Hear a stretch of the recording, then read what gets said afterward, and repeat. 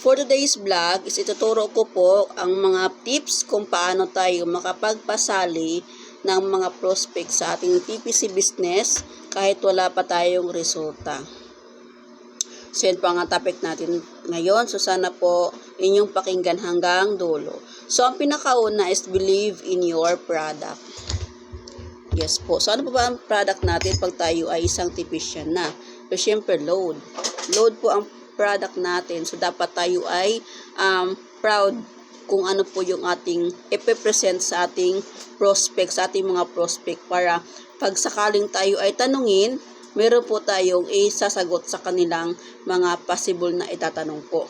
So, believe in your product. So, siyempre, dapat kabisaduhin natin kung ano po yung negosyong ating papasukin. Baka mamaya, si customer pa magsabi sa iyo kung ano yung dapat mong gawin. So, hindi po dapat ganon. So, dapat ikaw ang may negosyo, dapat ikaw ang may alam sa negosyong pinasok mo. So, believe in your product. So, ang pangalawa, use your upline's result. So, ibig sabihin po, pwede nyo pong kopyahin yung mga post ng upline mo or ibang mga tipicians, yung may mga resulta na, pwede mo siya i-copy-paste.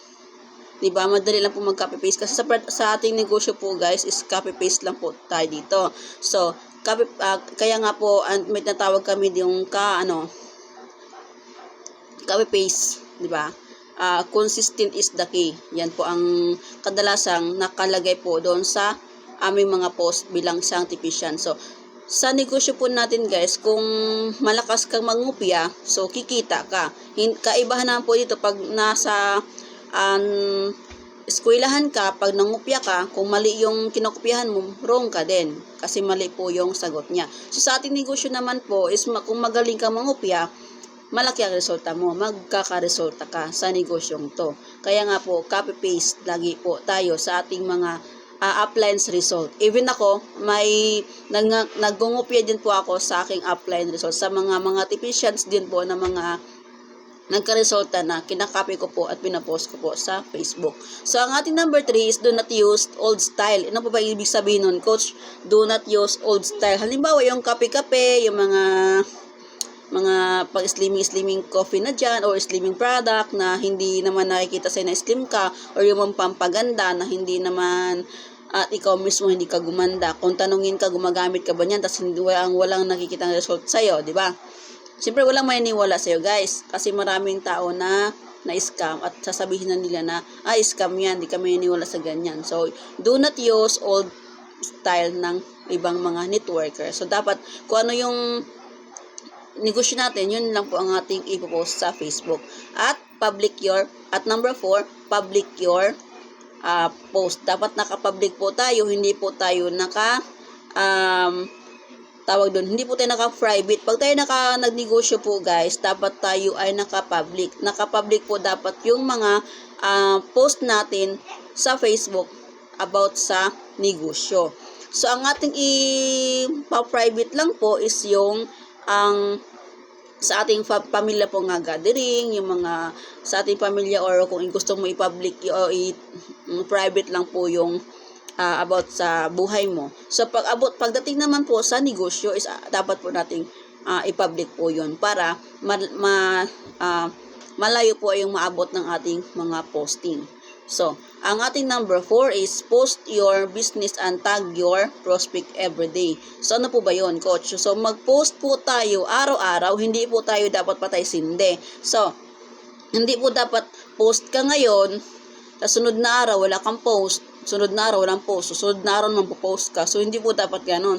Kasi, wala pong maniniwala sa atin kung patay sindi po tayo. So, dapat tayo ang negosyo. Dapat consistent po ang ating posting about sa ating negosyo. Kasi, may mga tao po talaga nagmamasid po sa ating mga post. Diyan po nila makikita na ikaw ay legit. Paano nila masabing legit ka sa negosyo mo kung wala kang posting? Kung ikaw ay patay sindi sa posting na yan. Diba? So, itag din po natin yung ating mga prospect. Kung may prospect po tayo guys, dapat inyong ilista. Nakikita pong notebook na ito. Ayan. Ito pong notebook na to, sa akin pong anak to, na grade 9. Hingi ko po sa kanya kasi hindi na po niya ginagamit. So, binigyan niya po sa akin. So, ang ginagawa ko po dito is TPC notebook po ito guys. Dito po nakalagay yung aking mga prospect. Ayan po, may mga prospect na po nakasulat dyan. Ayan. nililista ko po yung mga prospect ko kasi tinatag ko po sila sa aking TPC business post sa Facebook. So, dapat po ganun din po ang gawin nyo. Pag mayroon kayong prospect, i-tag nyo po sila everyday kapag ikaw ay magpo-post sa ating eluding business. Segue ko na lang po to guys. Yung mga dealer ko, si Coach Grace, Coach Shan, Coach Rhea, Coach Lizelle, Coach Coach Rosie, sila po ay nakukuha ko po sa tagging. Yes po. Lagi po ko po silang tinatag. Ang iba dyan, hindi ko po talaga kilala. Ang iba kilala kasi katrabaho ko po. So, nakuha ko po sila ng tagging. Although, hindi po talaga kami close. Nakuha ko lang po talaga sa kataging. Sa kakapost ko po, sa pagtag ko po sa kanila. So, muntikan na nga po akong i-block ng isa kong dealer kasi sobrang lagi kong pagtag sa kanila. So, sa awa ng Diyos, siya ay nag-TPC at ngayon siya na po ay isang upline leader na din po sa kanyang team. So, yan po ang ating number 4.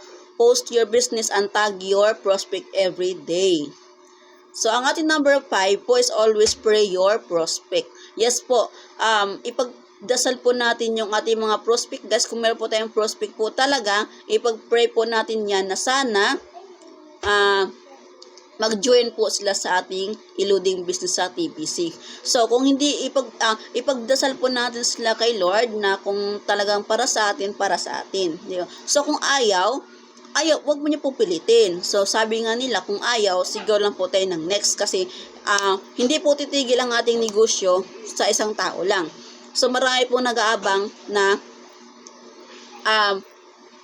ang magiging agila mo sa team mo. So, hindi po tayo dapat mag-focus doon sa kakilala lang or sa kamag-anak or kapamilya, kaibigan. Hindi po tayo dapat mag-focus sa ating mga case sa buhay, kapitbahay, kakilala, kamag-anak, kapatid, o kahit sino pa yan. Kasi, pagdating sa negosyo guys, hello strangers po tayo.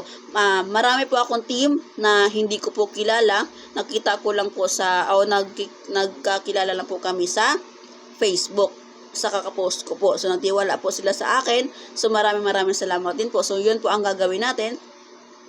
Always pray your prospect. So, ayun. Dapat meron tayong tiwala sa ating sarili para pagkatiwalaan din tayo ng ibang tao. So, recall lang po tayo guys.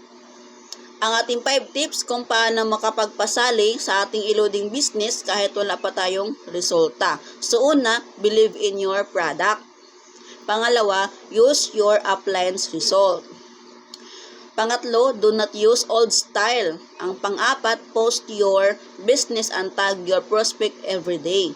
5, always pray your prospect. So, ayun lamang po, sana na may natulong ako o sana nakakatulong at salamat din po sa inyong panonood sa aking video at sa mga hindi pa nakasubscribe sa aking YouTube channel, subscribe po kayo, follow for more negosyo tips and comment, share sa aking mga video about sa ating eluding business. So, ayun lamang po. By the way, I am Coach Liz, Load Supplier Nationwide, upline leader ng Team Payaman. So, God bless po. Thank you so much.